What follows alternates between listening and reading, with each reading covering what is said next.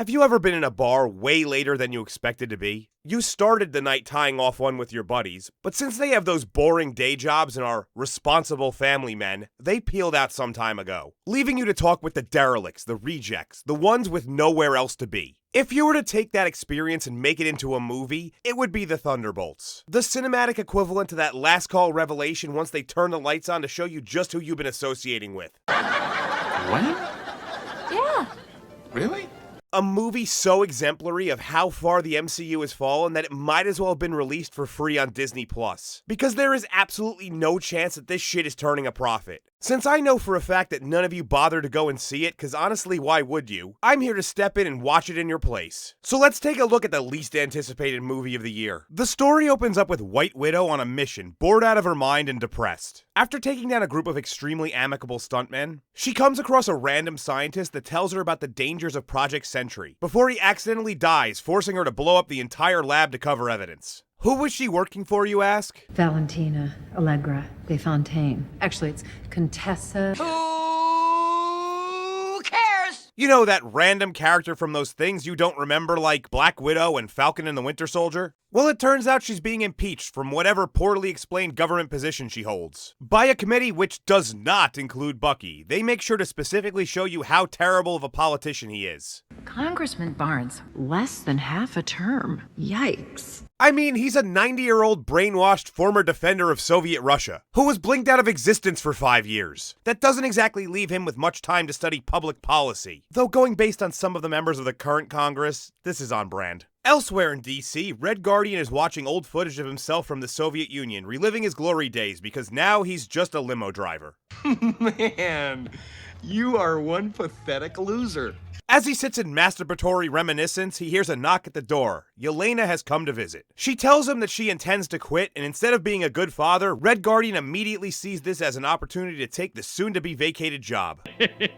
What a bad father. But at least he does tell Yelena to follow in her sister's footsteps. Very poor choice of words.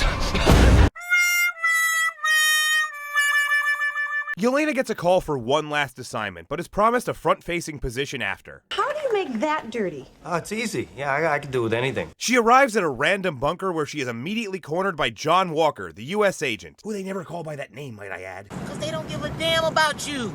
They don't like you. I don't like you. Who was sent there to kill her. He is then intercepted by Taskmistress, who was sent there to kill him. But before she can achieve her goal, she's attacked by Ghost, who immediately assassinates Taskmistress. No great loss there. Not really sure why they included her in the marketing, though. What a fucking waste. As the remaining members of this insanity orgy of who the fuck cares come to the realization that they were sent to tie up loose ends, they meet Bob, who was randomly in the bunker as well. Who the fuck is that? Back in DC, Val is hosting a benefit for the families of the first responders of the various times the world nearly ended. Bucky approaches her assistant Mel in an attempt to sway her. The head of the impeachment committee is also around talking some vague shit that has zero impact on anything. None of this matters. Val orders Mel to eliminate the remaining loose ends in the bunker. A bunker which turns out to be a fucking incinerator which they narrowly escape, and Yelena has a random flashback of Anya, whoever the hell that is. No fucking idea. Getting shot. Leaving the banquet, Val and Mel openly talk about highly classified information in front of the limo driver who is, you guessed it, Red Guardian. Ooh, how convenient. Why the fuck would they be saying this shit in front of a civilian? Fuck if I know. Back in the bunker, John Walker reminds us about how he was the real hero of Falcon and Winter Soldier, but Bob gets on his nerves, so he wants to throw him into the flames. Because of the tension, Bob wants to stay behind, but Yelena talks him out of it. They all eventually escape doing that thing where you go back to back with someone and walk up a wall, but they do it while trauma dumping, which makes it really fucking annoying. And US Agent is the next to have a flashback about his eroding personal life. Mel calls Bucky, who is dishwashing his arm, and she wants to talk about things like the Avengers, but needs to be tracked through her phone for some reason. She then tells Val about Bob surviving the Sentry program. Back at the bunker again, the island of misfit toys are surrounded by a strike team and they can't decide who will lead. Then Val arrives as if she could fucking teleport, telling the strike team to use non-lethals, which allows the Calamity crew to fight their way out and pose as soldiers to escape in a commandeered truck. That was a lot. Bob leaves to draw attention, gets shot but survives. He then passes out and levitates into the sky, falling back and cratering the area. Boy, that escalated quickly. This allows Val to have Sentry extracted. Red Guardian somehow finds them in the fucking desert with no explanation as to how he did it. I don't know. And suggests that they name the group after Yelena's childhood soccer team, which apparently didn't win a single game but had a girl who pooped in the middle of the field. He's shit everywhere! They are caught up to by a convoy who shoots them down, but are saved by Bucky, who does really cool out-of-place shit. But then he attacks them with explosives for some reason. Okay, I'm gonna go ahead and hit you with I don't know. Val explains the Sentry program to Bob, but as she does, she has a flashback of her father being killed. The committee wants to progress on Val's impeachment, and Bucky needs the Thunderbolts as evidence against her. Wait a minute! You just tried to kill them 10 minutes ago, but they're your key witnesses in the case? Seriously? Okay, when did Bucky become so fucking stupid? He needs these people alive, and his first thought on how to achieve this goal is to blow up the civilian limo they're in? What's your next bright idea? Give them weighted parachutes so they get down to the ground faster? The reason that bad things happen to you is because you're a dumbass. Anyway, Bucky gets a call from Mel that Val is moving forward with the Sentry project, so he frees them so they can stop her. I guess luckily he didn't fucking kill them. You're not Princeton material, dumbass! They go to Val's headquarters, the former Avengers Tower, now renamed the Watchtower, where they are beaten within an inch of their lives by Sentry. This was always how it was going to happen, by the way. Sentry then defies Val because he has no reason to listen to her, so she uses a hidden kill switch in his brain, but all it does is awaken his darker half, the Void. The Void begins blanking people out of existence, which I mean, come on, most of them already had this happen once in their lives. Yelena walks into the shadows to join Bob on the other side, despite having no idea that that shit would even happen. She is then joined by the rest of the gang, who use the fucking power of love to weaken the Void and save Bob. Oh, come on! After they escape the Darkness Realm, they all corner Val, but before she can be beaten into a bloody pulp, an impromptu press conference is held where Val dubs them the new Avengers. And as with every MCU movie, there are of course two pointless mid and post-credit scenes. One where Red Guardian tries to hook up with a woman in a supermarket by showing her that he's on a Wheaties box. Get on with it. Yes, get on with it! And the second one shows the Fantastic Four arriving, as if that's supposed to be some big fucking reveal. So it's really not difficult to see the issue here. With any ensemble piece, characters are key. We need to be able to identify them quickly, understand their personalities and motivations, and above all else, they need to have chemistry. With those criteria in mind, this is a mixed bag at best. I want to preface this by saying I actually like many of the actors and some of the characters in this movie. Do you really? But that being said, you can only work with what you're given. I guess the main character is Yelena, as she's the first one we see and the connection point for pretty much everything. No matter my feelings toward Florence Pugh as an actress, she just seems horribly miscast in this role. It's nearly impossible to take her seriously as a dangerous assassin. She's about as imposing as a toddler throwing a tantrum. Sure, Black Widow had a similar issue, but Scarlett Johansson sold it way better with her charisma. Yelena, on the other hand, is supposed to be playing a severely traumatized person who is over her current life, and she just sounds bored, never really gets out of that gear. I really think this boils down to the simple fact Florence Pugh shouldn't be in this type of role. She's a good actress, and here they have her doing terrible Russian accents and play fighting men twice her size. A far cry from being in something like Oppenheimer. So bored. Can't really talk about Yelena without talking about her father, Alexei. Played by David Harbour, an actor that for a little while was in everything but has since been passed up for an ethnic-looking replacement. He's an asshole. He has the comedic aspects down, but they overly rely on the weirdo foreigner trope with him, and every time he's on screen, he's chewing the scenery. This is fun for a little while, but quickly becomes grating. Also, I find it funny that his final scenes are him not being recognized by someone, Who is this old Santa? and then him watching Pedro Pascal soar into the franchise. Life is good, but it can be better. Also returning to the MCU is Wyatt Russell reprising his role as US Agent John Walker. Of all the characters, he's the one with the most going for him, and they still aren't capitalizing on it. Huh?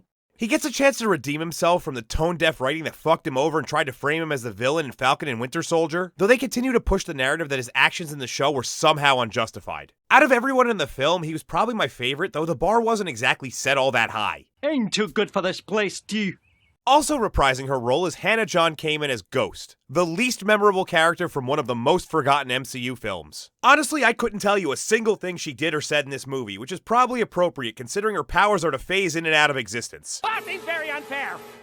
Julia Louis-Dreyfus is back as Valentina, a character who is so horribly unlike her comic book iteration, they might as well have made an original one. The real one is a badass gun-toting S.H.I.E.L.D. agent who rose quickly through the ranks after impressing Nick Fury. Here, she's just an annoying, one-dimensional evil government figure doing shady shit. I'm sorry, when I say the whole description of Valentina, the last person I think of is Elaine from Seinfeld, which is exactly how out of place she feels. Speaking of out of place, Sebastian Stan is Bucky Barnes again, but it seems like he's being held against his will. You can tell this dude is checked out as he sleepwalks through the whole film going through the motions. I sort of get the sense he is hoping to be released from his contract soon so he can move on to better projects. Does my dick work? No. Your penis does not work. Kill me. The only new character worth mentioning is Bob Reynolds, aka Sentry, aka The Void, who acts as a secondary antagonist as well as a minor protagonist. This is actually one of the better characters to be added to Marvel in the last couple of decades, as he takes the shattered psyche aspect of someone like the Incredible Hulk and cranks that shit to 11, serving as his own primary villain. That is sort of done here and represents the most interesting aspect of the film, but unfortunately they don't play around with it nearly enough. He is being portrayed by Louis Pullman, who honestly looks so much like a younger version of his father, it's a bit uncanny valley to me. By far the biggest issue with these characters is that they are all suffering from some sort of mental trauma, regret, loss, depression, fear, resentment. But the film does very little to explore any of this. It's touched on a few times but quickly abandoned for typical slapstick Marvel humor and poop jokes. This actually could have been a chance for the series to tackle some really heavy themes, but they simply couldn't get out of their own way. Sometimes we're our own worst enemy. For once, I'm not gonna totally rag on the look of a Marvel film. Of course they use CGI for things like flying and all that void shadow bullshit, and this particular part looks especially terrible. But they did actually use a decent amount of practical effects and on-scene shooting for once. It's just a shame it's in a film that no one cares about and likely the efforts won't be seen by anyone. That being said, perhaps it's a sign of things to come and Marvel might be looking to change their approach with certain aspects of their productions. I for one would welcome a return to having significantly less CGI. But I won't hold my breath. However, one thing I am officially over is mid and post-credit scenes. How many more of these? Let's forget the retarded comedy cereal box one for a minute and focus on the second one. These scenes used to reveal progress for the overall narrative and Easter eggs for the fans to keep the hype train going and garner excitement for the next chapter. But the MCU has long since moved out of that era. The final scene shows us the Fantastic Four has entered our dimension from some fucking place. It's just magic! By revealing the giant number 4 logo. This might have been interesting if A, first steps hadn't been announced 3 years ago, B, they hadn't done an entire press tour already this year, and C, the trailer didn't appear literally right before Thunderbolts started. You are stupid. These moments have lost all meaning and effect due to the significantly more corporate approach Disney has with the MCU nowadays. There's no surprises because they announce everything in the phase at the same time. As is always the case with anything Disney, pacing is a huge problem. This movie is just a hair over 2 hours long. The first hour is an absolutely chaotic septic tank of rapid reintroductions, weak plot points, and motivations that we barely get a chance to hear about. Because most of these characters have either had their stories either partially or completely abandoned, they need to spend precious screen time rehashing who these people even are. This means that the new interesting character Sentry is relegated to the background and really only emerges toward the end. The second half of the movie has some decent ideas and set pieces, but by the time you even get to them, you need to slog through a bunch of shit. This is a major issue with the MCU as a whole. When the Avengers came out, Iron Man, Captain America, and Thor had been well established in their own films, as had Black Widow and Nick Fury as supporting characters. Hawkeye needed a bit of fleshing out and they needed to reintroduce Hulk, but for the most part that was all achieved very quickly, giving the writers way more opportunity to lay the groundwork for the main plot of the film. Here we spend nearly 50% of the runtime rehashing shit from movies and shows no one remembers that turns the entire thing into a weird wild goose chase of inconsequentiality till the very end. It's practically a masterclass in how not to pace an ensemble film. If you look back at the first Guardians of the Galaxy, they were able to explain 5 brand new characters in about 10 minutes. Bunch of jackasses standing in a circle. Ones that, much like the cast of Thunderbolts, were not especially well known but didn't have the benefit of appearing on screen already. But because of efficient storytelling, they became established fan favorites immediately. Oh, yeah.